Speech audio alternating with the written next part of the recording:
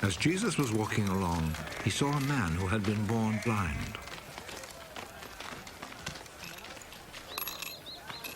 Teacher, whose sin caused him to be born blind? Was it his own or his parents' sin?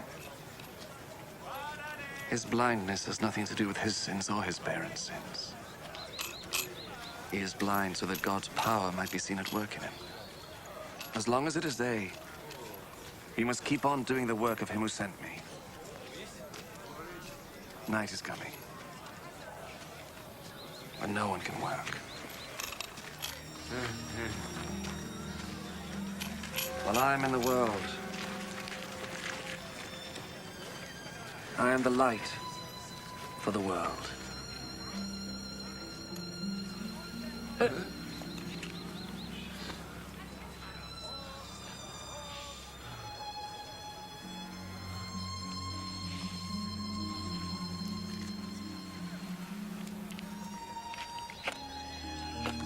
After he said this, Jesus spat on the ground and made some mud with the spittle.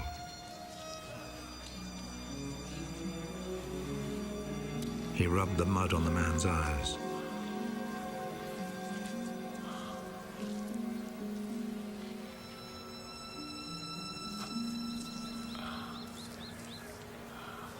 Go and wash your face in the pool of Siloam. This name means sent.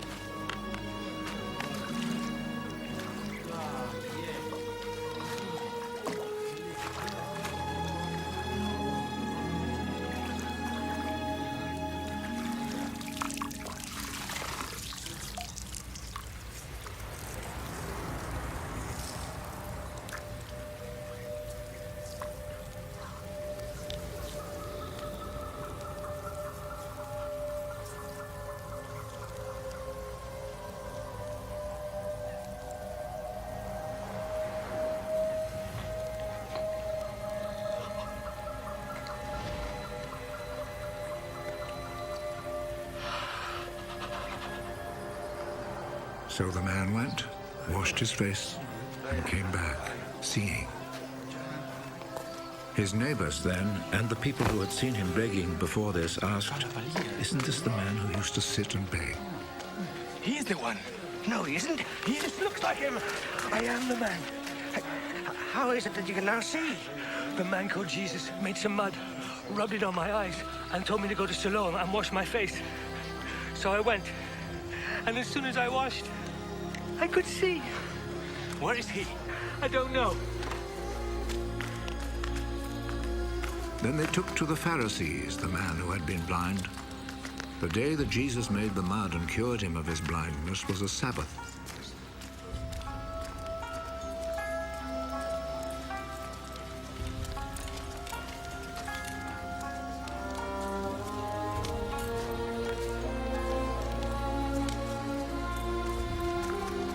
The Pharisees then asked the man again how he had received his sight.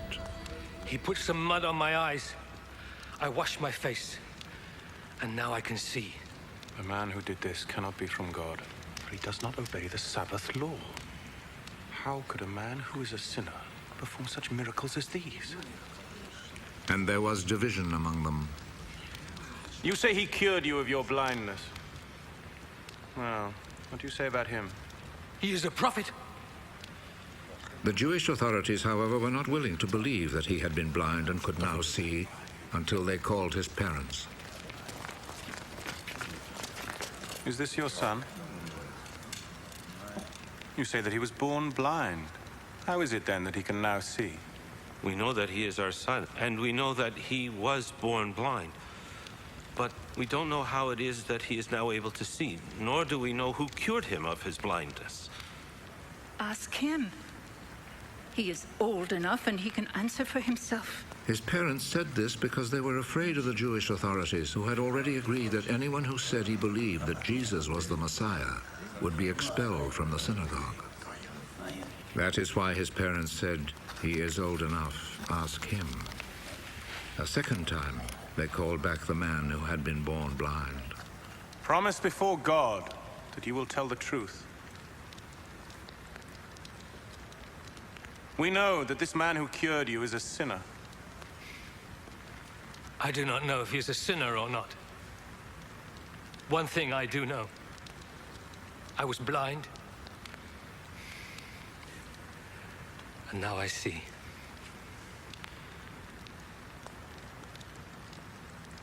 What did he do to you? How did he cure you of your blindness? I have already told you and you would not listen. Why do you want to hear it again? Maybe you too would like to be his disciples. They insulted him and said, You are that fellow's disciple. But we are Moses' disciples. We know that God spoke to Moses. As for that fellow, however, we do not even know where he comes from. What a strange thing that is. You do not know where he comes from, but he cured me of my blindness. We know that God does not listen to sinners. He does listen to people who respect him and do what he wants them to do. Since the beginning of the world, nobody has ever heard of anyone giving sight to a person born blind. Unless this man came from God, he would not be able to do a thing. You were born and brought up in sin! And you are trying to teach us. and they expelled him from the synagogue.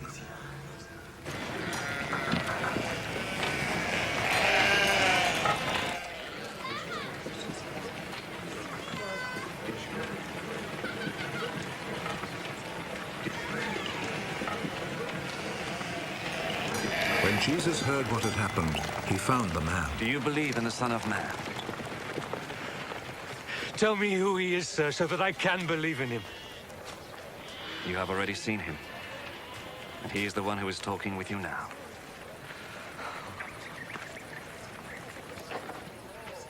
I believe, Lord. And he knelt down before Jesus. I came to this world to judge, so that the blind should see, and those who see should become blind. Some Pharisees who were there with him heard him say this and asked him, Surely you don't mean that we are blind too?